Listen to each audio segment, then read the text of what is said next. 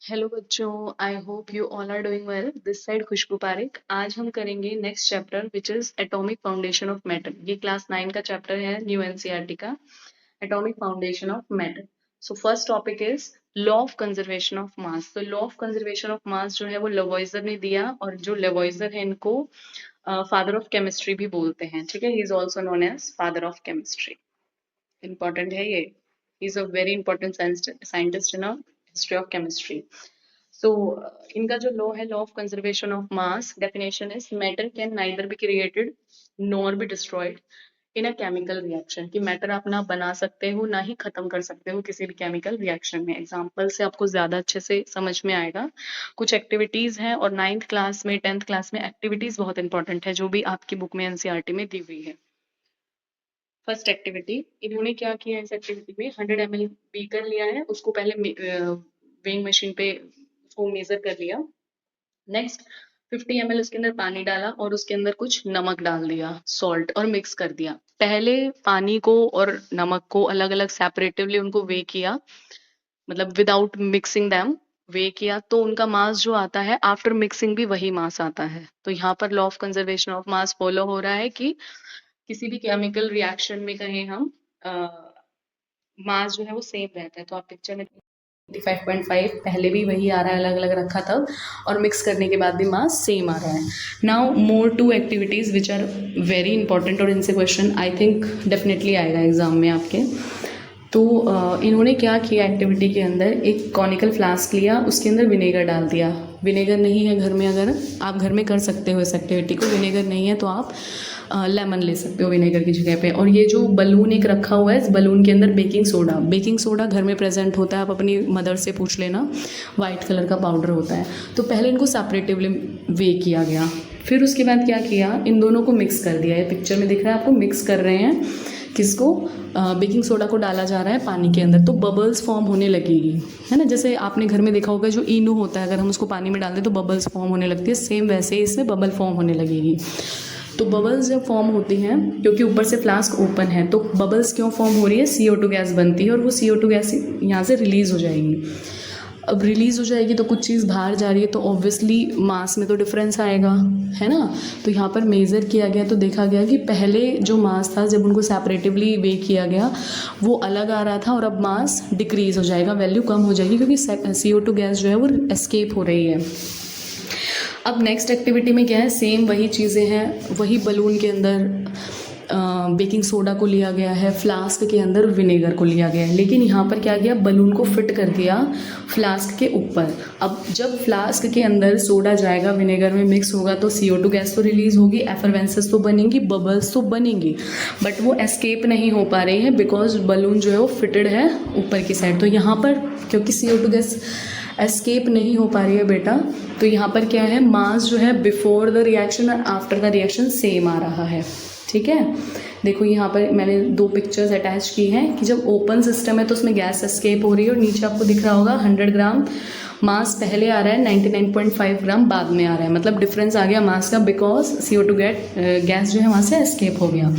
पर बलून जब ऊपर फिट कर दिया तो वो एस्केप हो नहीं पाई CO2 गैस, तो मास जो है वो दोनों ही केसेस में डिफरेंट आ रहा है। तो यही है लॉ ऑफ कंजर्वेशन ऑफ मास, कि मैटर जो है वो ना बना सकते हैं ना ख़त्म कर सकते हैं किसी भी रिएक्शन के अंदर, वो सेम ही रहता है। नेक्स्ट कुछ क्वेश्चंस हैं जो इन एक्टिविटीज़ से पूछे जा सकते हैं। अब यहाँ देखोगे आप, सेटअप 1 और सेटअप 2 2 वर्ड यूज़ किए गए हैं। सेटअप 1 जो है वो उस एक्टिविटी के लिए जिसमें ओपन सिस्टम था, मतलब जहाँ पर बलून ऊपर फिट नहीं था। CO2 विनेगर और सोडा वाली रिएक्शन की मैं बात कर रही हूँ यहाँ पे। और जो सेटअप 2 है वो उसके लिए जहाँ पर बलून ऊपर की साइड फिटेड था। ठीक है, तो क्वेश्चन नंबर जो 1 है, that are the initial and final reading same in the experiment setup 1। Setup 1 कौन सा, जहाँ पर बलून अलग था, फिट नहीं था। तो नहीं, इनिशियल और फाइनल रीडिंग सेम नहीं थी। क्यों नहीं थी same, because CO2 get escape from there. तो वही है, no the readings are not same because CO2 gas produce during the reaction वो एस्केप कर गई थी एयर में। नेक्स्ट क्वेश्चन है, what do you observe when baking soda react with vinegar. तो विनेगर से जब बेकिंग सोडा रिएक्ट कर रहा है तो एफरवेंसेस, बबलिंग प्रोड्यूस हो रही थी, और वो बबलिंग क्यों हो रही थी, because of the release of carbon dioxide gas. वही लिखा है, कार्बन डाइऑक्साइड गैस की फॉर्मेशन की वजह से वो बबलिंग आ रही थी। Next one is, why is there difference between the initial and final reading in the final mass in open system. तो उसमें डिफरेंस इसलिए था because the gas formed during the reaction escape from the system, क्योंकि जो reaction के दौरान gas बन रही थी वो सिस्टम में एस्केप हो रही थी, बाहर निकल रही थी।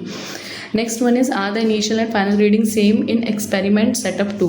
तो सेटअप 2 में ऑब्वियसली जिसमें बलून ऊपर फिटेड था दोनों रीडिंग सेम थी बिकॉज CO2 गैस जो है वहाँ पर एस्केप नहीं हो पा रही थी, है ना। तो CO2 gas escapes and mass is conserve, है ना, कुड नॉट एस्केप और वहाँ पर मास कंजर्व हो गया था। तो यही है हमारा लॉ ऑफ कंजर्वेशन ऑफ मास कि मास इन पहले रिएक्शन के और बाद में सेम रहेगा। अब कुछ पॉज एंड पॉन्डर के क्वेश्चन हमारी NCERT में दिए हुए हैं, पहले इन टेक्स्ट क्वेश्चन हुआ करते थे। तो first question is a student burns 10 gram of ethanol. एक स्टूडेंट है उसने 10 ग्राम इथेनॉल को बर्न किया, ओपन बीकर, ध्यान रखना बीकर कैसा है, ओपन है। After the reaction no residue is left, कोई रेजिड्यू कुछ नहीं बच रहा है। Does this mean the law of conservation of mass is violated. तो इसका मतलब क्या है कि यहाँ पर फेल हो गया law of conservation of mass? नहीं, law of conservation of mass fail नहीं हुआ बिकॉज ओपन है तो जो भी कंपाउंड इसमें बन रहे हैं जैसे कार्बन डाइऑक्साइड गैस है और वाटर वेपर बन रहे हैं तो वो रिलीज हो गए, एस्केप हो गए एयर के अंदर, है ना। तो इसीलिए कुछ भी रेजिड्यू नहीं बच रहा है। So no residue is left in the beaker. ऐसा नहीं कि law of conservation of mass fail हो गया है। Next question is when 20 gram of hydrogen react completely with 160 gram of oxygen. 20 gram hydrogen है, 160 ग्राम ऑक्सीजन से react कर रहा है, how much water is form, पानी कितना बनेगा। तो law of conservation of mass क्या कहता है कि मास सेम रहेगा रिएक्शन से पहले भी और रिएक्शन के बाद भी। तो रिएक्शन के पहले एक 20 ग्राम है और एक 160 ग्राम है, दोनों को ऐड कर देंगे, आंसर इज 180 ग्राम। तो पानी भी कितना बनेगा, 180 ग्राम। अभी next topic is law of constant proportion. इस लॉ के दो नाम और हैं। इस लॉ को प्राउस्ट लॉ भी कह देते हैं क्योंकि इसको जोसेफ प्राउस्ट ने दिया था, so it is known as Proust law and law of definite proportion also. तो क्वेश्चन कैसे भी आ सकता है कि डिफाइन और explain law of constant proportion, Proust law या फिर लॉ ऑफ डेफिनेट प्रोपोर्शन। अब ये लॉ क्या कहता है, थोड़ा डेफिनेशन समझना टिपिकल है इसका, एग्जाम्पल से ज़्यादा बेटर समझ में आएगा। This law says that he propose that in any compound formed by 2 और मोर एलिमेंट, किसी भी कंपाउंड में जो 2 या 2 से ज़्यादा एलिमेंट से मिलके बना है, element combine in fixed ratio by mass, कि एलिमेंट जो कंबाइन होते हैं वो फिक्स्ड रेशो बाय मास में कंबाइन होते हैं। अब मतलब क्या है देखते हैं हम एग्जाम्पल से, you will understand it better. यहाँ पर मैंने वाटर का एग्जाम्पल दिया है ना, H2O वाटर का एग्जाम्पल दिया है। अब देखो फॉर्मूला क्या है, H2O, हम इसका रेशो बाय मास निकालेंगे। इसके लिए आपको मास नंबर पता होना चाहिए। हमने जब journey inside the atom chapter किया था मैंने आपको सभी 20 एलिमेंट्स के मास नंबर बताए थे। तो हाइड्रोजन का मास नंबर होता है 1। अब यहाँ पर 2 हाइड्रोजन और 1 ऑक्सीजन है, क्योंकि हाइड्रोजन का मास नंबर है 1 और ऑक्सीजन का मास नंबर है 16। तो हाइड्रोजन के दो हाइड्रोजन यहाँ पे प्रेजेंट है तो 1 मल्टीप्लाई बाय 2, तो यहाँ 2 लिखा हुआ है और ऑक्सीजन एक ही है तो 16 लिखा हुआ है डायरेक्ट। एक ऑक्सीजन के लिए 16 मास नंबर। इन दोनों को 2 से कट करा हुआ है, 2 1 जा 2, 2 8 जा 16, तो रेशो इज 1:8। अब पानी चाहे कहीं का भी हो, पानी चाहे आपका रिवर से लिया हुआ है, चाहे कोई तालाब से, कोई रेन का पानी है, कोई लैब का पानी है, घर में हमारे प्यूरिफायर का पानी है, तो अगर 9 ग्राम वाटर है कहीं पे भी प्रेजेंट तो उस 9 ग्राम वाटर में हमेशा 1 ग्राम हाइड्रोजन और 8 ग्राम ऑक्सीजन प्रेजेंट होगा ऑलवेज। नाउ नेक्स्ट क्वेश्चन, कुछ ये पॉज एंड पॉन्डर वाले क्वेश्चन है। Question is a compound consists of 40% sulfur and 60% oxygen by mass in a sample of the same compound containing 20 gram of sulfur. What mass of oxygen must be present to satisfy the law of constant proportion? अब देखो पहले आपको ratio निकालना पड़ेगा। Question में क्या दिया है हमको, 40% सल्फर और 60% ऑक्सीजन। सल्फर और ऑक्सीजन का हमने रेशियो निकाल लिया 40:60, दैट इज 2:3। तो कह रहा है सेम सैंपल के अंदर अगर 20 ग्राम सल्फर है तो कितना ऑक्सीजन प्रेजेंट होना चाहिए, तो 20 ग्राम सल्फर है तो ऑक्सीजन कितना होना चाहिए। ठीक है, तो उसके लिए हम क्या करेंगे, अब देखो हमारा यहाँ पर रेशो कितना आ रहा है, 2:3 आ रहा है। ठीक है, सेम बनाना है भाई, 20 के साथ क्या डालें कि बन जाए। अब 20 को अगर हम 2 से मल्टीप्लाई करेंगे तो 40 आ रहा है, तो किस नंबर को 2 से मल्टीप्लाई करेगी 60 आ जाए, तो 30 को 2 से मल्टीप्लाई करोगे तो 60 आ जाएगा। तो 20 ग्राम अगर सल्फर है तो 30 ग्राम हमें क्या चाहिएगा यहाँ पे, ऑक्सीजन। यही तरीका है, जो रेशो दिया है, मतलब आप एक को देख लो भाई किससे मल्टीप्लाई करने पे वो नंबर आ रहा है, डिवाइड करने पे वो नंबर आ रहा है, तो दूसरे को भी उसी से मल्टीप्लाई डिवाइड करके आ जाएगा।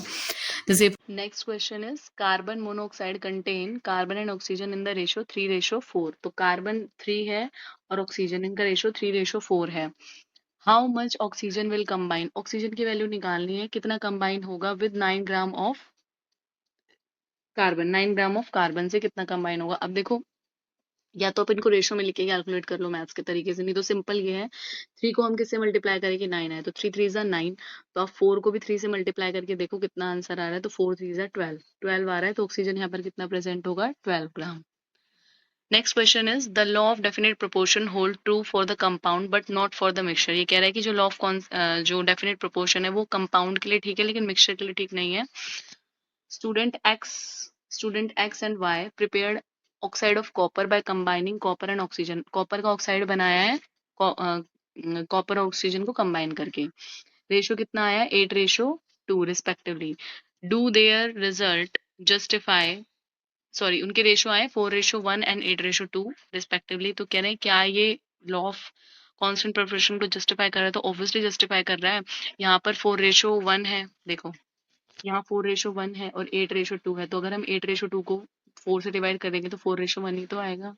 तो यस, ये लॉ ऑफ फिक्स्ड प्रोपोर्शन या कांस्टेंट प्रोपोर्शन या प्राउस्ट लॉ इसको डिस्क्राइब कर रहा है। एटॉमिक फाउंडेशन ऑफ मैटर का next topic which is Dalton atomic theory. अब डाल्टन ने जो अपने एटॉमिक थ्योरी दी थी वो फेल हो गई थी, लेकिन इंपॉर्टेंट थ्योरी थी तो वो हमें पढ़नी पड़ेगी। तो कुछ पोस्टुलेट है इसकी थ्योरी के, वो देखेंगे। 1 by 1 पोस्टुलेट्स को मैं एक्सप्लेन करूंगी, आप ट्राई करिए, समझ में आ जाएगा, इजी है, कुछ हार्ड नहीं है। First one is all matter is made up of very tiny particle called atoms. अब आपको याद होगा जब हमने चैप्टर स्टार्ट किया था, लास्ट जो चैप्टर था हमारा जर्नी इनसाइड द एटम, उसके अंदर हमने 2 साइंटिस्ट की बात की थी स्टार्टिंग में, लेसिपस की और हमने बात की थी आचार्य कनद की। तो उन्होंने जो थ्योरी दी थी एटम अपने हिसाब से मैटर की, भाई मैटर जो है छोटी से छोटी यूनिट से बना है। आचार्य कनद ने उसको नाम परमाणु का दिया था और उसके बाद लेसिपस और डेमोक्रिटस ने उसको नाम एटोमोस को दिया था। यहाँ पर जो डाल्टन है उन्होंने कहा कि जो मैटर है वो छोटे छोटे पार्टिकल से मिलके बना, और यहाँ पर उन्होंने उन पार्टिकल्स को क्या नाम दिया, एटम, जो हम पढ़ रहे हैं एटम के बारे में। Next one is atom are indivisible particle which can not be created और destroy in a chemical reaction. तो इंडिविजिबल है मतलब और डिवाइड नहीं हो सकते और रिएक्शन में क्रिएट भी नहीं हो सकते और डिस्ट्रॉय भी नहीं हो सकते, खत्म भी नहीं हो सकते। Next point is atom of a given element are identical in mass and chemical properties. किसी भी एटम, गिवन एलिमेंट के जो एटम होते हैं वो आइडेंटिकल होते हैं मास में और उसकी केमिकल प्रॉपर्टीज में। अब ये जो पोस्टुलेट है वो फेल हो गया था, बाद में आपको पता है आइसोटॉप देखे गए जिनका सेम एलिमेंट है और एटॉमिक मास डिफरेंस जिनके हमने देखे थे, 3 एलिमेंट, मतलब 3 हमने आइसोटॉपिक फॉर्म देखी थी, तो ये पोस्टुलेट फेल हो गया था। नेक्स्ट है हमारे पास atom of the different element have different masses and chemical properties, की अगर डिफरेंट एलिमेंट है तो उसका जो मास है वो डिफरेंट होगा, तो ये भी फेल हो गया था। हमने आइसोबार देखे हैं, लास्ट चैप्टर में हम पढ़ चुके हैं। आर्गन देखा हमने, कैल्शियम देखा, both are different element but both have same atomic mass. Next one is atom combine in the ratio of small whole numbers to form compound. अब इसका क्या मतलब है कि एटम जो है कंबाइन होके जो भी कंपाउंड बना रहे हैं वो होल नंबर में होते हैं, मतलब जैसे वाटर मॉलिक्यूल है तो H2O होगा, ऐसे नहीं H1.5, मतलब फ्रैक्शन में, पॉइंट में नंबर नहीं होंगे। जो भी मॉलिक्यूल के अंदर एटम्स प्रेजेंट है वो होल नंबर में होंगे, मतलब 0 1 2 3 4 इस तरह से नंबर होंगे, पॉइंट में, फ्रैक्शन में नंबर नहीं होगा। Next one is the relative number and kind of the atom are constant in a given compound. किसी कंपाउंड में नंबर और काइंड ऑफ एटम कांस्टेंट रहते हैं। जैसे वाटर मॉलिक्यूल के ही एग्जांपल में ले लूँ तो उसमें 2 हाइड्रोजन और 1 ऑक्सीजन ही होगा। ये हमने लॉ ऑफ कांस्टेंट प्रोपोर्शन भी पढ़ा था, उसमें भी यही था कि सेम रहेगा, मतलब जो नंबर ऑफ एटम है। इतना ही है थ्योरी की, आपको पोस्टुलेट ही लर्न करने हैं। नेक्स्ट है हमारे पास topic which is how atoms combine. अब कंबाइन कैसे होते हैं एटम, तो जब एटम कंबाइन होते हैं तो 2 तरह की चीज़ें बनती हैं, एक तो मॉलिक्यूल ऑफ एलिमेंट है और एक मॉलिक्यूल ऑफ कंपाउंड है।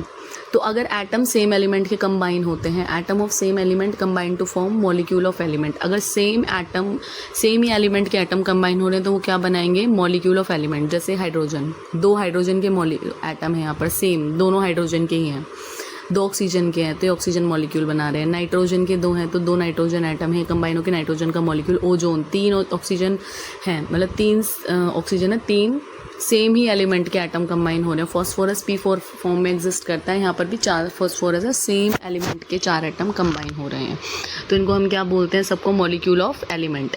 एक होते हैं हमारे पास मॉलिक्यूल ऑफ कंपाउंड। अब मॉलिक्यूल ऑफ कंपाउंड में क्या है, जो एटम है वो डिफरेंट होते हैं, कंबाइन होते हैं, तो atom of different element combine to form molecule of compound. जैसे वाटर, 2 हाइड्रोजन 1 ऑक्सीजन, तो 2 डिफरेंट एलिमेंट कंबाइन हो गए। Carbon dioxide, 1 carbon 2 oxygen, different element combine हो रहे हैं। अमोनिया हो गया, नाइट्रोजन और हाइड्रोजन है। मीथेन है, CH4, इंपॉर्टेंट फार्मूले हैं ये, CH4, 1 कार्बन 4 हाइड्रोजन।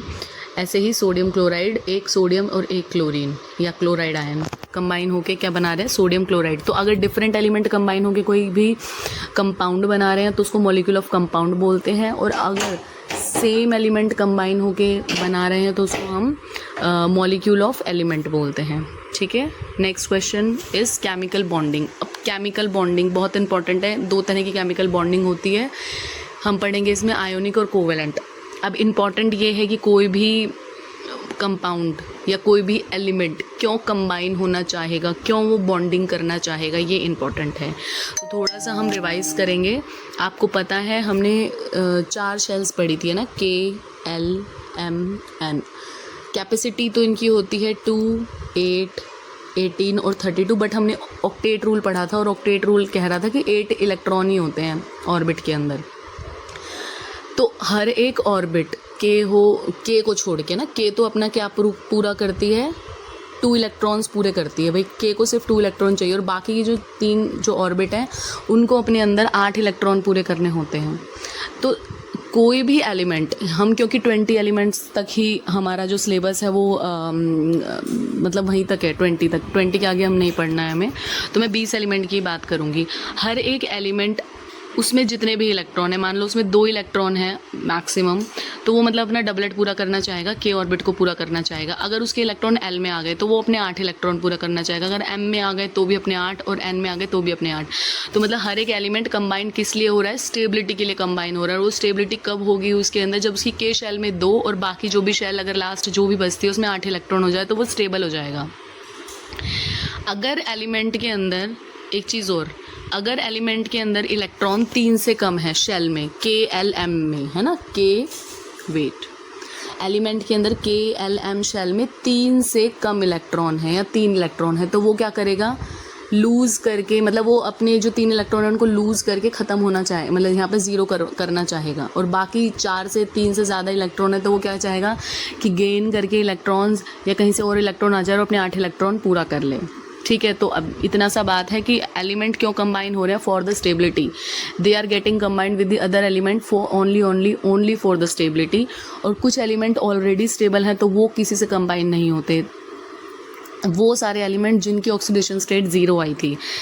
मैंने उस दिन भी बताया था आपको जब भी हमने पढ़ा था वैलेंसी वाला टॉपिक, कि हीलियम हो गया, आर्गन हो गया, नियॉन हो गया, हीलियम, आर्गन, नियॉन। 20 एलिमेंट में 3 एलिमेंट ऐसे हैं जिनकी वैलेंसी 0 है, they do not want to combine with any other element, और इनकी वैलेंसी 0 रहती है और ये कहीं कंबाइन नहीं होंगे, और एनवायरनमेंट में ये फ्री स्टेट में रहते हैं, मतलब हीलियम He ही रहेगा, आर्गन Ar ही रहेगा, मतलब एक ही रहेगा, 2 नहीं होगा। जैसे हाइड्रोजन H2 की फॉर्म में एग्जिस्ट कर रहा है तो ये नहीं करते इस तरह से, 2 एटम इनको चाहिए ही नहीं, क्योंकि वो खुद ही अपने आप में स्टेबल हैं। ठीक है, और इनको नोबल गैसेस बोलते हैं। तो क्या लिखा है यहाँ पर, केमिकल बॉन्डिंग के अंदर the octet rule, why do atom bond, क्यों बॉन्ड होना चाहते हैं, तो एटम सीक स्टेबिलिटी देखते हैं वो stability. Noble gases like neon and argon are stable because they have completely filled outermost shell. तो नियॉन और आर्गन के अंदर कंप्लीटली फिल्ड, नियॉन, आर्गन और helium also completely filled last जो shell होती है उनकी, तो वो स्टेबल है ऑलरेडी। नेक्स्ट है द गोल क्या है, the other element atom react to achieve noble gas electronic configuration usually 8 electron in the outermost shell और 2 फॉर हाइड्रोजन। हाइड्रोजन के लिए 2 इलेक्ट्रॉन है, क्योंकि हाइड्रोजन के पास होता ही वो डबलेट के लिए 2 ही इलेक्ट्रॉन अपने रखना चाहता है। ठीक है, आई होप कि ये चीज़ क्लियर है आपको कि कोई भी एलिमेंट इसीलिए कंबाइन होना चाह रहा है दूसरे एलिमेंट के साथ, वो इसीलिए बॉन्डिंग करना चाह रहा है क्योंकि वो स्टेबल होना चाहता है। तो अब अगर उसके इलेक्ट्रॉन के तक सीमित है तो वो 2 पूरे करना चाहेगा के अंदर, अगर उसके LMN में है तो वो 8 पूरे करना चाहेगा उसके अंदर शेल्स में इलेक्ट्रॉन। अब 2 तरह की बॉन्डिंग है बेटा, एक तो कोवेलेंट बॉन्डिंग होती है और एक होती है आयोनिक बॉन्डिंग। सबसे पहले हम पढ़ रहे हैं यहाँ पर कोवेलेंट बॉन्डिंग। कोवेलेंट बॉन्डिंग कैसे होती है? जो एलिमेंट्स होते हैं, जो एटम्स होते हैं, वो क्या करते हैं, शेयर कर लेते हैं अपने इलेक्ट्रॉन। ठीक है, अपने इलेक्ट्रॉन शेयर कर लेते हैं। जैसे वही स्कूल की बात है, लंच है, भूख है, मतलब आप लंच लेके गए हो, अच्छा खासा, आपका फ्रेंड नहीं लेके गया, तो बहुत अच्छा फ्रेंड है, भूख लग रही है, तो वो आपके साथ शेयर यूजुअली हम फ्रेंडशिप में भी कर लेते हैं, पर कोई मान लो अनजान बच्चा है या कोई भी दोस्त है, आप शेयर तब कर रहे हो कि भाई वो भूखा है, उसको मुझे शेयर करनी, सो बस कोई कमी है इसलिए वो शेयर कर रहा है, या फिर उसके लंच अच्छा नहीं है, टेस्टी नहीं है, आप कुछ स्पेशल लेके चले गए। तो शेयरिंग कब हो रही है? जब उसको ज़रूरत है ना, ही नीड्स, तब वो शेयर कर रहा है। अब उसके खुद के टिफ़िन के अंदर बहुत बढ़िया मोमोज़ और बढ़िया सा क्या बोलते हैं डोसा है, तो why he would share with you, है ना, वो चाहेगा मैं जल्दी जल्दी सारा खुद खा जाऊँ। चलो नेक्स्ट डेफिनेशन है हमारी फर्स्ट, कि a bond formed by the mutual sharing of 1 और more pair of electron between 2 atoms. एक या एक से ज़्यादा पेयर ऑफ इलेक्ट्रॉन की शेयरिंग से जो बॉन्ड बनता है उसको हम क्या बोलते हैं? Covalent bond. एक सिंगल बॉन्ड के अंदर बेटा 2 इलेक्ट्रॉन प्रेजेंट होते हैं। सिंगल बॉन्ड वर्ड है, तो मान लो 2 इलेक्ट्रॉन है, इन 2 इलेक्ट्रॉन से मिलके एक ऐसे सिंगल बॉन्ड बनता है। 2 इलेक्ट्रॉन में कितने बॉन्ड होते हैं? 1 सिंगल बॉन्ड। ठीक है, सिंगल बॉन्ड मतलब एक लाइन आपको दिखाई देगी। अच्छा, अगर 4 इलेक्ट्रॉन हो गए, है ना, 4 इलेक्ट्रॉन हो गए तो डबल बॉन्ड बनेगा। डबल देखेंगे हम ये सारे ऐसे 2 बॉन्ड, एक इलेक्ट्रॉन यहाँ, एक इलेक्ट्रॉन यहाँ, ये मिलके ये एक बॉन्ड बना रहे हैं, एक इलेक्ट्रॉन यहाँ, एक इलेक्ट्रॉन यहाँ, ये मिलके एक दूसरा वाला बॉन्ड बना रहे हैं। और ऐसे ही 6 इलेक्ट्रॉन आ जाएंगे तो ट्रिपल बॉन्ड। ठीक है, तो वही लिखा है। सबसे पहले ऑक्सीजन का बताया, हाइड्रोजन का बताया कि इसमें हमारे पास आपको सिंगल बॉन्ड दिखाई देगा क्योंकि एक pair of electron he share होता है, और ऑक्सीजन में डबल बॉन्ड। अब आगे पिक्चर है उसमें आपको ज़्यादा क्लियर हो पाएगा। ये देखो यहाँ पे हाइड्रोजन का जो स्ट्रक्चर होता है कुछ इस तरह का, ये एक ही शेल होती है। हाइड्रोजन का एटॉमिक नंबर कितना है? 1, एक ही इलेक्ट्रॉन है हाइड्रोजन में। तो ये जो बीच में तो हाइड्रोजन का न्यूक्लियस है, ये शेल है, शेल के अंदर एक इलेक्ट्रॉन प्रेजेंट है, यहाँ पर भी शेल के अंदर एक इलेक्ट्रॉन प्रेजेंट है। तो ये दोनों इलेक्ट्रॉन, अब क्योंकि के है सिर्फ एक इलेक्ट्रॉन है, तो ये अपना एक इलेक्ट्रॉन और ऐड करके इसको 2 बनाना चाहेगा, है ना। तो क्या करेगा? हाइड्रोजन इस दूसरे वाले हाइड्रोजन से इलेक्ट्रॉन शेयर कर लेगा, और ये वाला हाइड्रोजन भी इस वाले हाइड्रोजन से शेयर कर लेगा इलेक्ट्रॉन। तो शेयर्ड पेयर ऑफ इलेक्ट्रॉन है और 2 इलेक्ट्रॉन मिल रहे हैं तो एक बॉन्ड बनेगा। नीचे पिक्चर बनाई हुई भी है, कुछ इस तरह का हाइड्रोजन का मॉलिक्यूल बनेगा, H, सिंगल बॉन्ड H। ठीक है, ऑक्सीजन की मैं बात करूँ तो ऑक्सीजन जो होती है इसका एटॉमिक नंबर कितना होता है? 8 इसका एटॉमिक नंबर है। 8 एटॉमिक नंबर है तो 8 ही इलेक्ट्रॉन है। अब हम इसकी इलेक्ट्रॉनिक कॉन्फ़िगरेशन करेंगे, KLMN। पहली शेल में तो 2 ही इलेक्ट्रॉन आते हैं, उससे ज़्यादा नहीं आएंगे। 8 में से 2 इलेक्ट्रॉन यहाँ पे आ गए, बाकी बचे 6, तो 6 इलेक्ट्रॉन आ गए L शेल में। अब अंदर वाली शेल नहीं बना रखी है, सिर्फ लास्ट शेल बना रखी है, ये वाली KL वाली शेल। तो 1 2 3 4 5 6 एंड 7 8। अच्छा, इन्होंने सारे यहाँ पे बना दिए हैं, ऐसे नहीं बनेगा, ये थोड़ा पिक्चर थोड़ा सा रॉन्ग है, मैं बता दूं आपको। यहाँ पर सिर्फ 6 बनेंगे और ये एक अंदर वाली शेल के अंदर 2 इलेक्ट्रॉन बनेंगे, इस तरह से होगा। ये 6 बनेंगे यहाँ पे, है ना, इसमें भी 6 ही बनेंगे, और ये जो इलेक्ट्रॉन 2 इलेक्ट्रॉन जो है वो K शेल के वो अंदर बनेंगे। अब 6 को 8 करना है, क्योंकि भाई KLMN है ना, 6 को 8 करना है। यहाँ पर कितना था? 2 और यहाँ 6, तो इसको 8 बनाना है। 8 कैसे बनाएगा? जब 2 इलेक्ट्रॉन यहाँ से लेगा और ये 2 इलेक्ट्रॉन यहाँ से लेगा, तब 8 बनेंगे। तो क्या करेंगे? 2 इलेक्ट्रॉन को शेयर कर लेंगे। तो 2 इलेक्ट्रॉन तो इसके ये वाले और 2 इलेक्ट्रॉन ये वाले, दोनों मिलके शेयर कर लेंगे। तो ऐसे करके 4 इलेक्ट्रॉन है तो एक मतलब डबल बॉन्ड की फॉर्मेशन यहाँ पर होगी। तो ऑक्सीजन डबल बॉन्ड ऑक्सीजन यहाँ पर फॉर्म होगा, किसके अंदर? ऑक्सीजन के अंदर। नेक्स्ट है नेमिंग। कोवेलेंट कंपाउंड की नेमिंग कैसे की जाती है ना। तो नेमिंग के लिए कुछ प्रीफिक्स यूज़ करे जाते हैं। प्रीफिक्स क्या होते हैं? जो नाम के पहले यूज़ किए जाते हैं, ठीक है।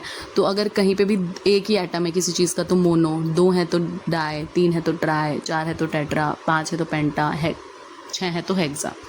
जैसे CO, अब पहले एलिमेंट के आगे हम कुछ नहीं यूज़ करेंगे ना, मतलब अभी नहीं कर, एक ही, दोनों एक ही है ना। तो कार्बन और मोनोऑक्साइड, अगर दोनों चीज़ें एक एक ही हैं तो पहले एलिमेंट क्या कैसे नहीं, मोनोकार्बन नहीं बोलेंगे हम उसको, तो क्या बोलेंगे, कार्बन मोनोऑक्साइड। मोनो क्यों, वो एक ही ऑक्सीजन है। नेक्स्ट है CO2, तो क्या बोलोगे, कार्बन तो एज इट इज और कितने ऑक्सीजन है, 2, तो 2 के लिए वर्ड क्या है, डाई, तो कार्बन डाइऑक्साइड। PCl3, ये ऐसे लिखा जाएगा PCl, और ये 3 यहाँ लिखा जाएगा, तो मतलब फॉस्फोरस, और 3 है, 3 के लिए क्या वर्ड है, ट्राई, तो फॉस्फोरस ट्राई क्लोराइड, ठीक है। Next one is SF6, SF&6, तो S तो सल्फर, मोनो सल्फर नहीं लिखेंगे हम, पहला वर्ड है तो हम सल्फर ही, अगर 2 सल्फर होते तो फिर डाई सल्फर ज़रूर लिख देते, लेकिन यहाँ पर एक ही है तो मोनो सल्फर नहीं लिखोगे आप, पहले लेटर के आगे प्रीफिक्स में मोनो नहीं लगता है, तो सल्फर, और 6 फ्लोराइड हैं तो हेक्सा फ्लोराइड, ठीक है। नेक्स्ट है N2O4, N2O4, अब देखो यहाँ पर नाइट्रोजन ना लिखिए क्योंकि 2 नाइट्रोजन, तो डाई नाइट्रोजन और टेट्रा ऑक्साइड, ठीक है, टेट्रा आएगा ये। नेक्स्ट है हमारे पास आयोनिक बॉन्डिंग, इजी है नेमिंग, कुछ क्वेश्चंस भी आगे आप सॉल्व करोगे तो ज़्यादा क्लियर हो पाएगा। आयोनिक बॉन्डिंग, अब कोवलेंट बॉन्डिंग तो बनती है बाय शेयरिंग ऑफ इलेक्ट्रॉन, और आयोनिक बॉन्ड फॉर्म होते हैं बाय ट्रांसफरिंग द इलेक्ट्रॉन। तो डेफिनेशन क्या है, bond formed when one atom transfer electron to the another resulting in the positive and negative ion, उसको हम क्या बोलते हैं, आयोनिक बॉन्डिंग। अब यहाँ पर एक पॉजिटिव नेगेटिव आयन की बात हुई है, दोबारा सुन लो, आयोनिक बॉन्डिंग क्या है, वो वाली बॉन्डिंग जो फॉर्म होती है बाय ट्रांसफर ऑफ इलेक्ट्रॉन, उसको हम आयोनिक बॉन्डिंग बोलते हैं। आयन फॉर्म होते हैं इसके अंदर, है ना, इलेक्ट्रॉन की ट्रांसफ़र से। अब ध्यान से देखो, 2 तरह के आयन हैं, एक होते हैं कैटायन और एक होता है एनायन। देखो एटम का हमने डायग्राम पढ़ा था ना, एटम का कुछ इस तरह का डायग्राम था, ये सेंटर में न्यूक्लियस में प्रोटॉन और न्यूट्रॉन थे, और इलेक्ट्रॉन यहाँ ये जो शेल्स हैं इनमें रिवॉल्व कर रहे थे।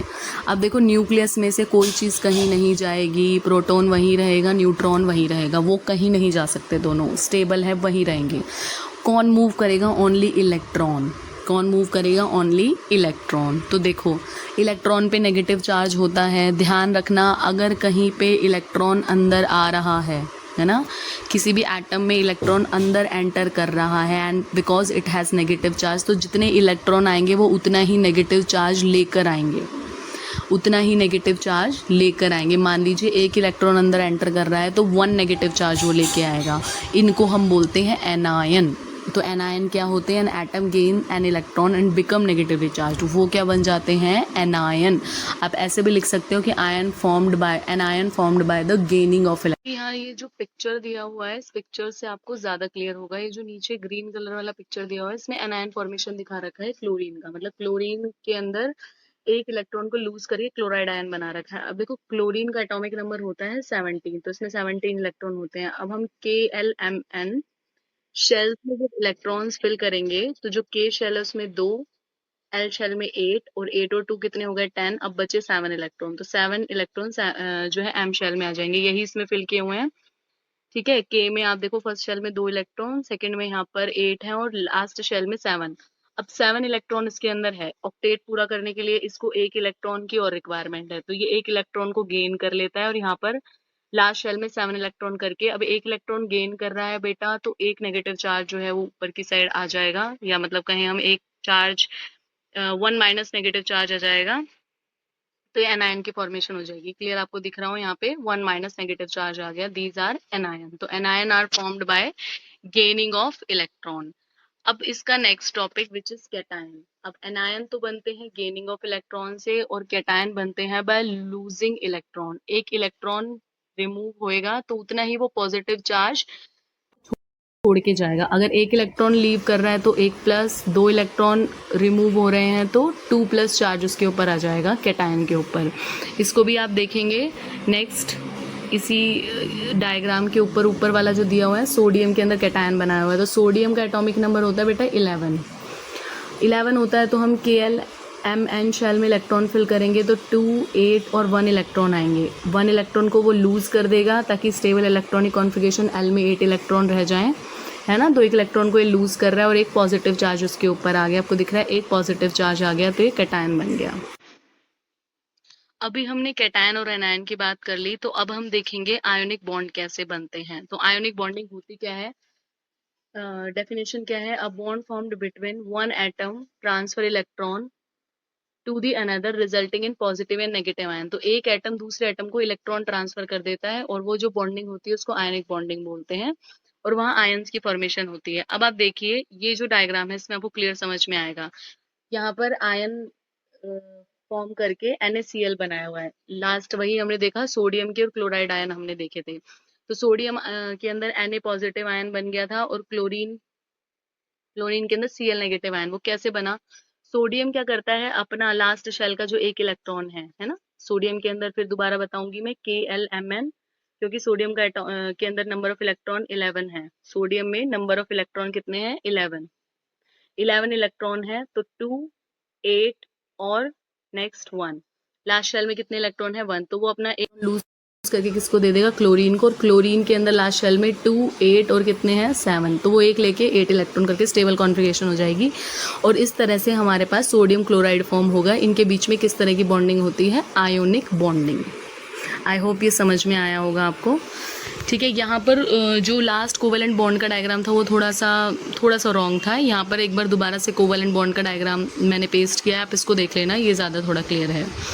नेक्स्ट कुछ पॉज एंड पॉन्डर के क्वेश्चन है आपके इन टॉपिक से रिलेटेड। फर्स्ट है what kind of ion will oxygen form, कि ऑक्सीजन किस तरह का आयन बनाएगा। अब देखो हम आंसर बाद में पढ़ेंगे। दोबारा ऑक्सीजन का एटॉमिक नंबर कितना होता है? प्लीज़ उसको रिकॉल करो, क्या होता है? याद आया? नहीं आया? कोई बात नहीं। 8 इलेक्ट्रॉन होते हैं। जिसको आया वेरी गुड, जिसको नहीं आया प्लीज़ लर्न करो, table is very important. 8 electron होते हैं। KLMn शेल में फिल करेंगे 2 और 6।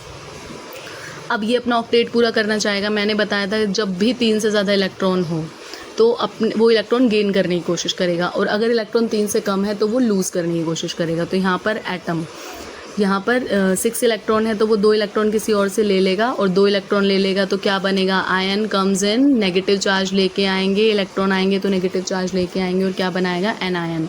तो ऑक्सीजन जो है O2 माइनस आयन बनाएगा, एनायन की फॉर्मेशन होगी। ठीक है, तो यही लिखा है। ऑक्सीजन है 6 electron in its outermost shell, it needs 2 more electron to complete its octet. अपना ऑक्टेट कंप्लीट करने के लिए इसको 2 और इलेक्ट्रॉन चाहिए। So oxygen gain 2 electron and form the negative ion, तो वो O2 माइनस आयन की फॉर्म करेगा। Now next question is among magnesium and chlorine, magnesium atom can give 2 electron to become magnesium 2 positive. However, chlorine can take only 1 electron to become chloride ion. तो यहाँ पर filling the blanks दिया हुआ है जो कि यहाँ फिल किया हुआ है। तो ये है कि क्लोरीन एक इलेक्ट्रॉन देके क्लोराइड आयन बनाएगा। नाउ एक तो ये है 1 ion of magnesium and 2 ions of chlorine. ये फिलिंग द ब्लैंक्स है यहाँ पे। 2 आयन ऑफ क्लोरीन क्या बना रहे हैं? Magnesium chloride. अब ये कैसे पता चला? ये फिलिंग द ब्लैंक्स के आंसर कैसे आए? देखो पहले लिखा हुआ है among magnesium and chlorine, magnesium atom can give 2 electron देके वो क्या बना रहा है? Mg2 positive. 2 इलेक्ट्रॉन रिलीज कर रहा है ना, तो इसीलिए वो क्या बना रहा है? Mg के ऊपर 2 पॉजिटिव चार्ज आ रहा है। अब दूसरी लाइन में पूछा however chlorine can take only 1 electron to become, chlorine एक इलेक्ट्रॉन ले रहा है तो क्या बनाएगा? एक इलेक्ट्रॉन लेके Cl माइनस ही तो बनाएगा ना, क्योंकि एक इलेक्ट्रॉन आ रहा है तो एक माइनस चार्ज आएगा। Now dash ion of magnesium, अब मैग्नीशियम के ऊपर तो 2 पॉजिटिव है तो एक आयन तो इसका है ना, और 2 आयन क्लोरीन के मिलके क्या बनाते हैं? MgCl2, मतलब मैग्नीशियम क्लोराइड बनाते हैं। Next formation of cation of potassium and calcium and their chloride. आपको पोटेशियम और कैल्शियम के जो कैटायन है उनकी फॉर्मेशन दिखानी है और उनके क्लोराइड भी बनाने हैं। अब देखो सबसे पहले मैं पोटेशियम की बात करूँ, इसका 19 एटॉमिक नंबर है पोटेशियम का। इस वाले पेज पे कैल्शियम का दिया है तो पहले हम कैल्शियम डिस्कस कर लेते हैं।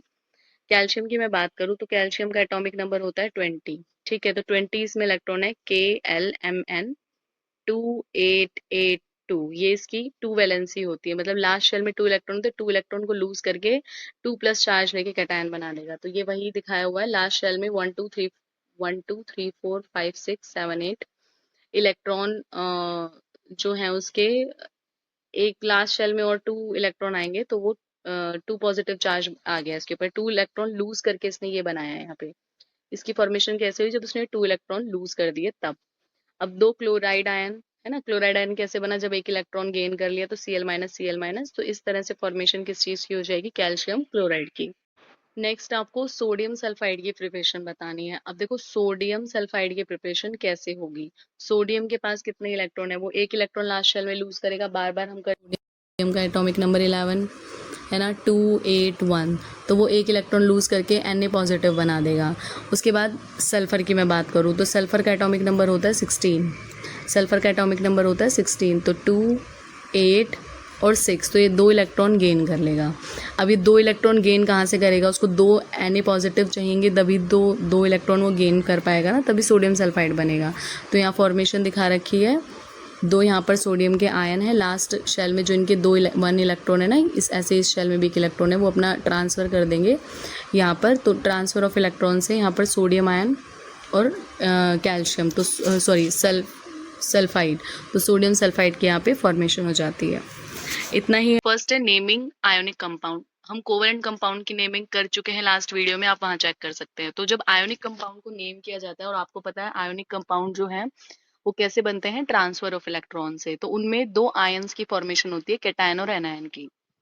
तो आयोनिक कंपाउंड में हम कैटायन का नाम पहले, कैटायन को हम फर्स्ट लिखते हैं, और फिर उसके बाद हम किसका नाम लिखते हैं, एनायन का। और एनायन का जो नाम है जनरली कैसे एंड होगा, IDE, आइड इसको बोलते हैं, नेम के एंड में आइड लगाएंगे। तो पहले आप कैटायन का नाम लिखोगे, देन एनायन का, और एनायन के नाम के पीछे हम IDE लगाएंगे। जैसे फॉर एग्जाम्पल हमें लिखना है यहाँ पर NaCl, तो Na एक पॉजिटिव आयन है, तो सोडियम पहले लिखेंगे हम, है ना, सोडियम पॉजिटिव आयन, और then negative ion chloride.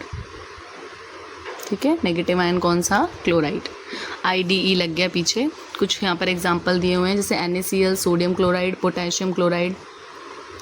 Calcium positive ion है तो calcium chloride, magnesium oxide, sodium oxide, potassium carbonate, calcium carbonate, sodium hydroxide, magnesium hydroxide, ammonium chloride. अब ये जो पीछे लगे हुए हैं क्लोराइड, हाइड्रोक्साइड, इनकी मैंने टेबल आगे प्रोवाइड की, आप उसमें देखना, वहाँ से ज़्यादा क्लियर हो पाएगा आपको नेम।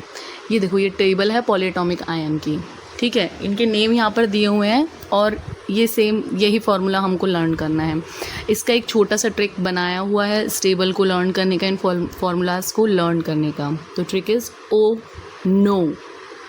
ओ नो हाइड्रोजन कार्बोनेट को, CO को 3 घंटे 3CO3 के लिए ना, 3 घंटे सोना नहीं है, सोना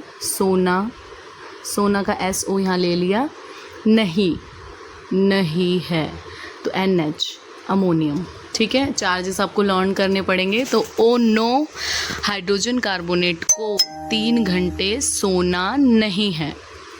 तो ये ट्रिक है, इसको लर्न करोगे, और बहुत इंपॉर्टेंट है ऊपर के चार्जेस भी लर्न करने और फॉर्मूला भी लर्न करना। ये जब भी हम राइटिंग द केमिकल फार्मूला सीखेंगे उसमें बहुत काम आएगा हमारे। अब फिर से एक और टेबल है, इस टेबल के अंदर मैंने ऐसे अरेंज करा है एलिमेंट्स को। पहले वो वाले एलिमेंट हैं जिनके अंदर वैलेंसी 1 है, मतलब ऊपर की साइड जो चार्ज है वो +1 है। फिर वो वाले एलिमेंट अरेंज करें जिनमें चार्ज +2 है, और लास्ट में वो वाले एलिमेंट अरेंज किए जिनमें चार्ज जो है वो +3 है। ट्रिक भी साथ में लिखा हुआ है लर्न करने के लिए। तो क्या ट्रिक है, लीज़ा नहीं कहेगी अगर cute, Lisa Li lithium +1 charge है, नहीं तो सोडियम का Na आ जाएगा। लीज़ा नहीं कहेगी, कहेगी का K, दैट इज़ पोटेशियम। अगर क्यूट, अगर का Ag, सिल्वर में Ag+ होता है, क्यूट। कॉपर Cu, उस पर भी 1+, और कॉपर का ये क्यूप्रस होता है ना, क्यूप्रस। एक और क्यूप्रिक आता है, उसमें ऑक्सीडेशन स्टेट जो है वो 2+ होगा, यहाँ पर ये क्यूप्रस है तो +1। अब वैलेंसी 2 वाले के अंदर भी देखो आपको कॉपर यहाँ पे दिखाई देगा, तो ये कौन सा है, क्यूप्रिक है। तो क्या है, मांगे कार बंदे से जैन फरारी क्यों नहीं, मांगे कार बंदे से जैन फरारी क्यों नहीं। तो मांगे का Mg magnesium, car Ca calcium, बंदे Ba बेरियम, से कनेक्ट करने के लिए एक बीच में लगाया हुआ है, बंदे से एक साथ कनेक्टर। जैन जिंक के लिए, फरारी Fe आयरन के लिए, आयरन का जो Fe मतलब 2+ ऑक्सीडेशन में, जो ऑक्सीडेशन स्टेट में 2+ चार्ज में जो आयरन एग्जिस्ट करता है उसको फेरस बोलते हैं। और Q वही क्यूप्रिक Cu2+। वैलेंसी 3 वाले, अली के पास है Ferrari, Ali aluminium 3+, Ferrari Fe 3+। तो आयरन जब 2+ ऑक्सीडेशन स्टेट में है उसका नाम फेरस है, और 3+ ऑक्सीडेशन स्टेट में उसका नाम फेरिक है। नेक्स्ट हमारे पास ये 2 और हैं मतलब जिनमें -2 चार्ज होता है, तो ऑक्साइड और सल्फाइड, इसको याद कर लेना, बहुत इंपॉर्टेंट है। ऑक्साइड सल्फाइड के बहुत क्वेश्चन हैं, ठीक है। फिर -1 चार्ज वाले फ्लोराइड, क्लोराइड, ब्रोमाइड और आयोडाइड, इन सब के ऊपर -1 चार्ज होता है। अब देखो केमिकल फार्मूला कैसे लिखते हैं, वही दोनों कंपाउंड का हम सीखेंगे, आयोनिक कंपाउंड का भी और दूसरा कोवेलेंट कंपाउंड का। तो पहले मैं आयोनिक कंपाउंड की बात करती हूँ। आयोनिक कंपाउंड के फार्मूला लिखने के लिए आप पहले कैटायन लिखोगे, firstly you will write the cation, फिर आप लिखोगे यहाँ पे एनायन, और जो भी उनके ऊपर चार्ज है वो दोनों साइड लिख देंगे हम, है ना, और उन चार्जेस की हम क्रॉस मल्टीप्लाई कर देंगे, ठीक है। यही फार्मूला है, मतलब यही तरीका है लिखने का, यही यहाँ लिखा हुआ है। क्या स्टेप फॉलो करने हैं आपको केमिकल फार्मूला लिखने के लिए? फर्स्ट वन इज आपको क्या लिखना है, write the symbol of the cation first followed by the symbol of anion. Cation anion का फॉर्मूले का सिंबल लिखना है और उनके जो चार्जेस हैं वो नीचे लिखने हैं, उनको क्रॉस मल्टीप्लाई करना है। क्वेश्चन देखो, ये दिया हुआ है आपको कैल्शियम, आपको लिखना है फॉर्मूला किस चीज़ का, कैल्शियम क्लोराइड का। किसका? कैल्शियम और क्लोराइड, है ना। हमने कैल्शियम पॉजिटिव है, क्लोराइड नेगेटिव है। अब क्लोराइड का तुम देखना टेबल के अंदर -1 चार्ज है, तो हमने 1 लिख दिया। कैल्शियम का देखना तुम चार्ज 2 होगा, क्रॉस मल्टीप्लाई करोगे, फॉर्मूला विल बी CaCl2। और एक तरीका बेटा ये भी है कि आपको अगर इनकी वैलेंसी पता है ना, चार्जेस अगर हमें याद नहीं हो पा रहे हैं तो हमें वैलेंसी आती है निकालनी, तो हम वैलेंसी लिख के भी कर सकते हैं। कैसे वैलेंसी लिख के कर सकते हो, देखो कैल्शियम और क्लोरीन, है ना। कैल्शियम का एटॉमिक नंबर था 20, तो हम वैलेंसी निकालने लगेंगे तो 2 8 8 2, तो वैलेंसी कितनी आ गई 2। अब क्लोरीन का 17 था एटॉमिक नंबर, तो 2 8 और 7, तो लास्ट शेल में 7 इलेक्ट्रॉन है, 8 में से 7 को माइनस करोगे तो वैलेंसी आ जाएगी 1, तो यहाँ 1 लिख देंगे, क्रॉस मल्टीप्लाई CaCl2। तो ज़रूरी नहीं है कि आयोनिक जो कंपाउंड है उनके अंदर हम उनके चार्जेस ही लिखें, अगर आपको चार्जेस की टेबल याद हो पा रही है और वैसे हो सकता है तो nothing can be better than that, और अगर नहीं याद हो रहे हैं तो हम सीधा वैलेंसी भी लिख सकते हैं। नेक्स्ट ऐसे ही मैग्नीशियम ऑक्साइड और एल्यूमिनियम ऑक्साइड का भी फॉर्मूला है, तो मैं आपको दोनों तरीके से बता देती हूँ। एल्यूमिनियम ऑक्साइड, तो एल्यूमिनियम और ऑक्साइड का O, ऑक्साइड पे 2- चार्ज है तो 2, और एल्यूमिनियम के ऊपर चार्ज होता है 3, तो 3 लिख दिया, क्रॉस मल्टीप्लाई Al2O3। वैलेंसी से भी हम कर सकते हैं, how we will do it by valency. देखो एल्यूमिनियम और ऑक्साइड है ना, एल्यूमिनियम और ऑक्साइड, ऑक्सीजन की वैलेंसी का एटॉमिक नंबर होता है 8, तो 2 और 6, लास्ट शेल में 6 इलेक्ट्रॉन है तो 2 और चाहिए, तो 8 - 6 कर दिया तो 2 आ गया, तो इसकी वैलेंसी यहाँ पर 2 आ गई। एल्यूमिनियम का एटॉमिक नंबर होता है बेटा 13, तो 2 8 और 3, ठीक है। तो लास्ट शेल में कितने इलेक्ट्रॉन है 3, तो क्योंकि 4 से कम है तो वैलेंसी 3 हो जाएगी, क्रॉस मल्टीप्लाई सिंपल Al2O3, ठीक है। बाकी क्वेश्चन दिए हुए हैं देख लेना, सेम इसी तरीके से होंगे। अब जैसे यहाँ पर ये है, यहाँ पर कार्बोनेट आ गया, कैल्शियम कार्बोनेट। अब कार्बोनेट की हम वैलेंसी नहीं निकालते तो आपको चार्ज ही लिखना पड़ेगा, कैल्शियम की वैलेंसी पता है। मैग्नीशियम हाइड्रोक्साइड है तो पीछे मैंने आपको पॉलीएटॉमिक आयन में O नो वाला जो दिया था तो उसमें पहला OH- ही था, तो हाइड्रोक्साइड के लिए ये हो जाएगा। नेक्स्ट है writing the chemical formula of the covalent compound. अब आपको कोवेलेंट कंपाउंड के केमिकल फार्मूला लिखने हैं। तो कोवेलेंट कंपाउंड के केमिकल फार्मूला वही है कि आप पहले जो भी आपको दिया है कंपाउंड उसके अंदर एलिमेंट्स के नाम लिखिए, नीचे उनकी वैलेंसी लिखिए, उनको क्रॉस मल्टीप्लाई कर दीजिए। अब जैसे यहाँ पर हमको लिखना है write the chemical formula of hydrogen chloride का लिखना है और दूसरा हाइड्रोजन सल्फाइड का लिखना है। देखो क्लोराइड का जो सिंबल है Cl- होता है और दूसरा हमको दिया है सल्फाइड का सिंबल होता है S2-, ठीक है। और हाइड्रोजन का आपको पता है उसकी वैलेंसी कितनी होती है, हाइड्रोजन हमको बोला हाइड्रोजन क्या, सल्फाइड, ठीक है। हाइड्रोजन की वैलेंसी होती है 1, तो हमने हाइड्रोजन यहाँ लिख दिया, सल्फाइड यहाँ लिख दिया। सल्फाइड की के ऊपर -2 चार्ज होता है तो 2 नंबर यहाँ लिख दिया। हाइड्रोजन की वैलेंसी 1 होती है, क्रॉस मल्टीप्लाई कर दो, फॉर्मूला विल बी H2S, ठीक है। नेक्स्ट हमें लिखना है हाइड्रोजन सल्फाइड का, ये हाइड्रोजन सल्फाइड का लिखा मैंने, हाइड्रोजन क्लोराइड का। तो हाइड्रोजन क्लोराइड जब हमें लिखना है तो हमने हाइड्रोजन लिखा, देन हमने क्लोराइड लिखा, ठीक है। हाइड्रोजन H, क्लोराइड Cl और एक माइनस चार्ज होता है तो 1 नंबर यहाँ आ गया। हाइड्रोजन की valency 1, cross multiply, formula will be HCl, ठीक है। नेक्स्ट कुछ क्वेश्चन है पॉज एंड पॉन्डर के, आपको नेम लिखना है सबका। CO2 कार्बन, और बताया था 2 है तो डाई लगेगा, तो कार्बन डाइऑक्साइड नेक्स्ट है NO2 नाइट्रोजन, 2 ऑक्सीजन है dioxide nitrogen dioxide, SF6 sulphur hexaoxide. Next हमारे पास है phosphorus PCl3 phosphorus trichloride. Next है write the formula of the following, आपको दोबारा इनके फॉर्मूला लिखने हैं। तो सोडियम हाइड्रोजन कार्बोनेट है ना, सोडियम हाइड्रोजन कार्बोनेट। अब एक बार प्लीज़ वो टेबल देख लेना, रिकॉल करेंगे तो फॉर्मूला है हमको लिखना है सोडियम है ना, और हाइड्रोजन कार्बोनेट, हाइड्रोजन और कार्बोनेट, ठीक है। सोडियम Na, सोडियम +1 चार्ज होगा, देखना उसमें 1 आएगा यहाँ पे चार्ज के लिए, और कार्बोनेट हाइड्रोजन कार्बोनेट तो HCO3 क्या थी टेबल का मेनोनिक हमने पढ़ा था, ओ नो हाइड्रोजन कार्बोनेट को 3 घंटे, तो हाइड्रोजन कार्बोनेट का फॉर्मूला HCO3 और एक माइनस का चार्ज था तो 1 आ जाएगा, cross multiply NaHCO3 will be the formula. Next one is आपको लिखना है यहाँ पे सल्फर डाइऑक्साइड, तो ये तो सिंपल है, एक सल्फर 2 ऑक्सीजन तो सल्फर डाइऑक्साइड। फेरिक क्लोराइड, अब देखो फेरिक है, ये क्या लिखना है फेरिक क्लोराइड। फेरिक देखना फेरिक प्रेजेंट था Fe3+ वाले में, तो Fe3+ चार्ज था तो 3 यहाँ लिखेंगे, और क्लोराइड का Cl -1 था तो 1 यहाँ लिखेंगे, FeCl3, ठीक है। नेक्स्ट फॉर्मूला है हमारे पास cuprous, sorry next formula is cuprous oxide. Cuprous और क्यूप्रिक 2 थे, तो क्यूप्रस में +1 था और क्यूप्रिक के अंदर +3 था, क्यों क्यूप्रस में Cu2 और ऑक्साइड है तो O, सॉरी क्यूप्रस में 1 आएगा है ना, तो क्या लिखेंगे कॉपर की 1 ऑक्सीडेशन स्टेट और ऑक्साइड की 2 oxidation state, cross multiply Cu2O।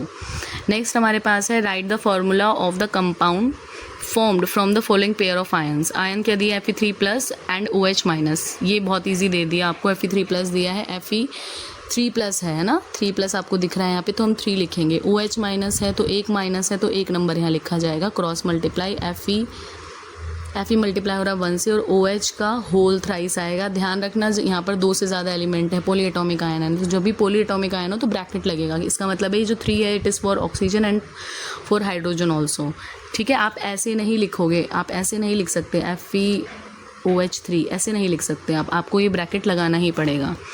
Next one is आपको लिख रहा है for K positive and CO3 2- है ना, K पॉजिटिव है तो यहाँ पर देखो ये रहा, K पॉजिटिव है तो +1 है तो नीचे +1, CO3 और कितना माइनस है 2 तो 2 नीचे, क्रॉस मल्टीप्लाई K से मल्टीप्लाई होगा 2 और CO3 मल्टीप्लाई हो रहा है 1 से, ठीक है। तो this will be the formula. Next topic is molecular mass of covalent compound. अब कोवेलेंट कंपाउंड हो या फिर अगर हम आगे आयोनिक कंपाउंड का भी मॉलिक्यूलर मास निकालना सीखेंगे, तो मास निकालने के लिए आपको एलिमेंट का एटॉमिक मास पता होना चाहिए। यहाँ ये टेबल मैंने अटैच कर दिया है, जो कि मैंने लास्ट जो चैप्टर था हमारा जर्नी इनसाइड द एटम, उसमें मैंने मास की एक टेबल आपको प्रोवाइड की थी, वो मैंने यहाँ पर अटैच कर दी है।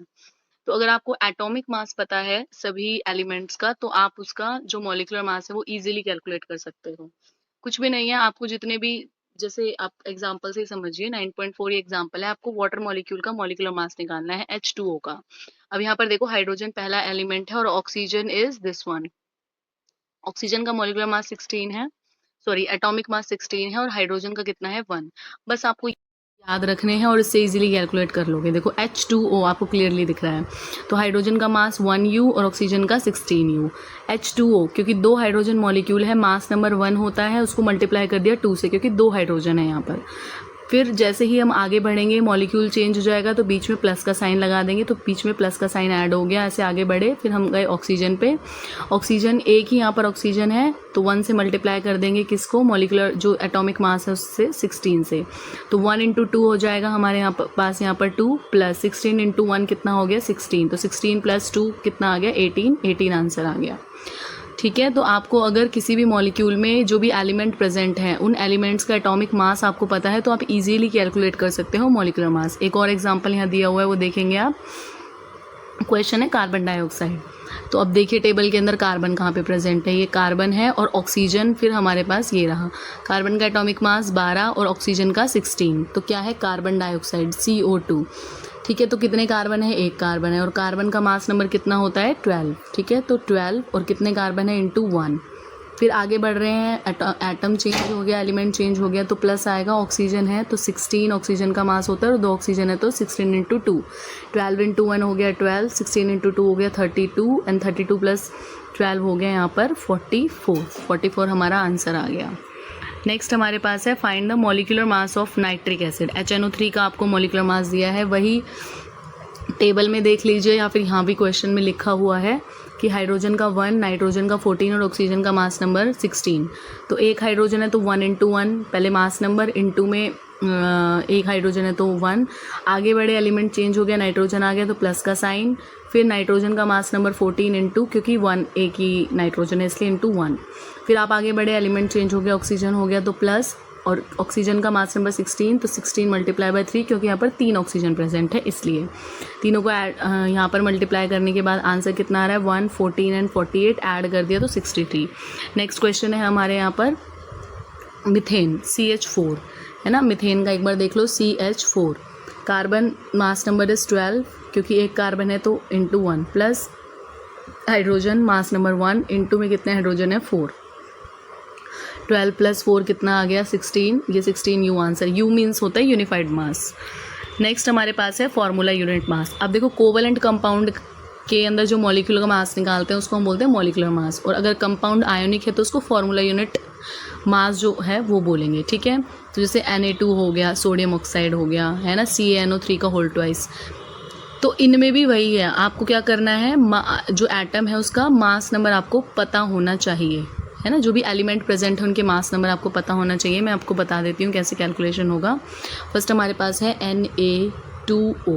अब देखो सोडियम का मास नंबर होता है बेटा 23 और ऑक्सीजन का होता है, हमने देखे हैं पीछे क्वेश्चन 16। तो क्योंकि यहाँ पर 2 सोडियम है तो पहले मास नंबर लिखेंगे 23, कितने सोडियम है 2 तो मल्टीप्लाई बाय 2। आगे बढ़े, element change, sign will be plus, 16 atomic mass oxygen का इंटू 1, तो 23 इंटू 2 हो जाएगा 46 प्लस 16, ये वैल्यू आ गई हमारे पास 62U, ठीक है।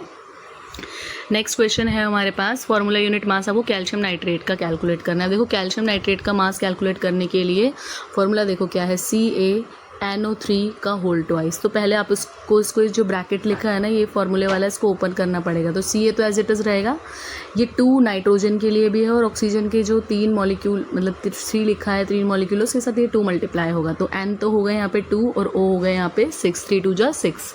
अब देखो कैल्शियम का मास नंबर 40 होता है, आगे बढ़े एलिमेंट चेंज प्लस, नाइट्रोजन का मास नंबर 14 होता है, 14 इंटू, क्योंकि 2 नाइट्रोजन है इसलिए मल्टीप्लाई बाय 2।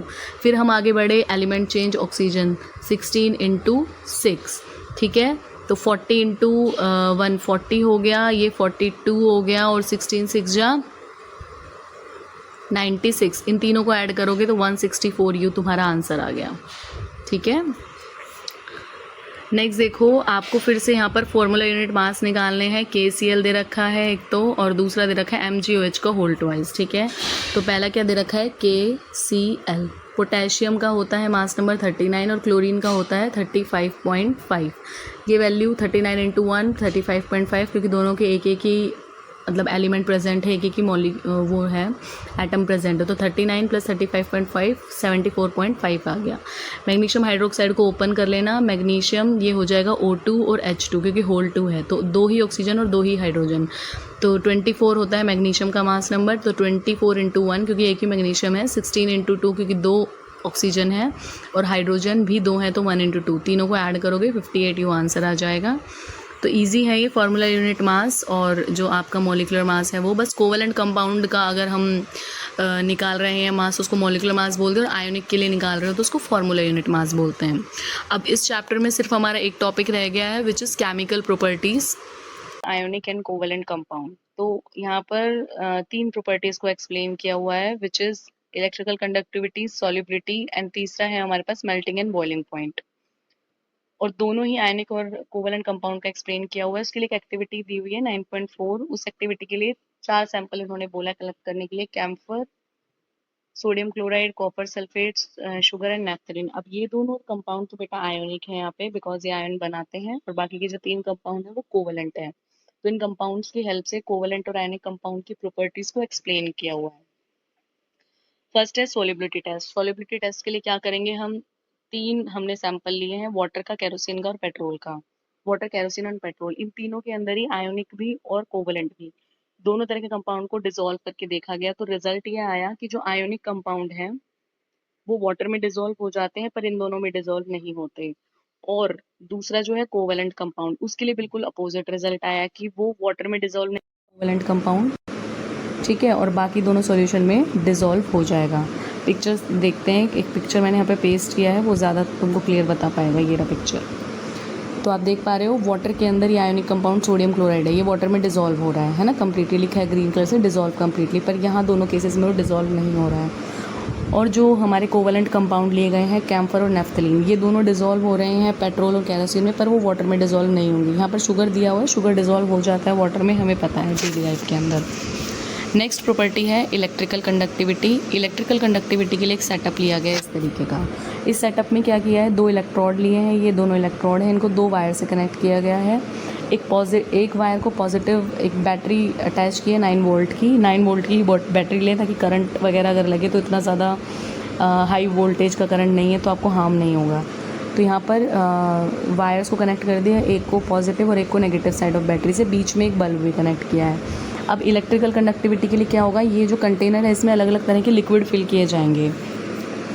लिक्विड मतलब एक्वस सॉल्यूशन फिल किया जाएगा कोवलेंट का और आयनिक कंपाउंड का। अब एक्वस सॉल्यूशन क्या होता है, जब भी किसी चीज़ को या किसी भी हम कहें केमिकल को वाटर में डिसॉल्व कर देते हैं, मिक्स कर देते हैं वाटर में, और फिर वो जो मिक्सचर बनता है उसको एक्वस सॉल्यूशन बोलते हैं, ठीक है। तो ये इसको मिक्स करके सॉल्यूशन बना के पानी में इस कंटेनर में डाला जाएगा। अगर बल्ब ग्लो कर जाता है ना, अगर बल्ब ग्लो कर जाता है इट मीन्स जो सॉल्यूशन आपने डाला है वो इलेक्ट्रिकली कंडक्टिंग है, वो इलेक्ट्रिसिटी कंडक्ट कर रहा है। अगर बल्ब ग्लो नहीं करता it means the solution does not conduct electricity. तो यहाँ पर हमारे पास क्या है, ये एक्सपेरिमेंटल सेटअप में, इस एक्सपेरिमेंटल सेटअप में वही चीज़ एक्सप्लेन की हुई है कि वो जो सेटअप था उसमें क्या क्या चीज़ें प्रेजेंट है, ठीक है। नेक्स्ट हमारे पास है ऑब्जर्वेशन क्या है कि जो आयोनिक कंपाउंड है, देयर्स आयोनिक कंपाउंड, ये सॉल्युबिलिटी वाला मैं एक्सप्लेन कर चुकी हूँ कि आयोनिक कंपाउंड के बारे में ये है, they do not conduct electricity in solid state but they conduct electricity in aqueous solution. Aqueous solution अभी बताया मैंने, जब आप वाटर में डिसॉल्व कर देते हैं। तो अगर हम वाटर में डिसॉल्व कर रहे हैं तो सॉल्यूशन आयोनिक कंपाउंड का जो सॉल्यूशन है वो इलेक्ट्रिसिटी को कंडक्ट कर रहा है, और अगर सॉलिड स्टेट में लिया जा रहा है तो इलेक्ट्रिसिटी कंडक्ट नहीं करता। The reason is ion formation, कि जब हम उसको डालते हैं आयोनिक कंपाउंड को किसके अंदर, एक्वस सॉल्यूशन में, तो आयन की फॉर्मेशन हो जाती है। इस वजह से पिक्चर से थोड़ा ज़्यादा क्लियर होगा, मैं आपको दिखा देती हूँ। This one is the picture. यहाँ पर ये ड्राई लिया है NaCl, और अरेंजमेंट आप देखो कुछ इस तरीके का है, मतलब पार्टिकल जो है क्लोजली पैक्ड है। और जब हमने उसका सॉल्यूशन बना लिया एक्वस, तो हमारे पार्टिकल कुछ मूव करने लग गए, तो इस वजह से इलेक्ट्रिसिटी कंडक्ट हो जाती है सॉल्यूशन में, क्योंकि आयन फॉर्मेशन होती है। यहाँ इलेक्ट्रिसिटी कंडक्ट नहीं हो रही, बल्ब भी ग्लो नहीं कर रहा, और यहाँ बल्ब ग्लो कर रहा है। तो ionic compound conduct electricity in aqueous solution but they do not conduct electricity in dry state.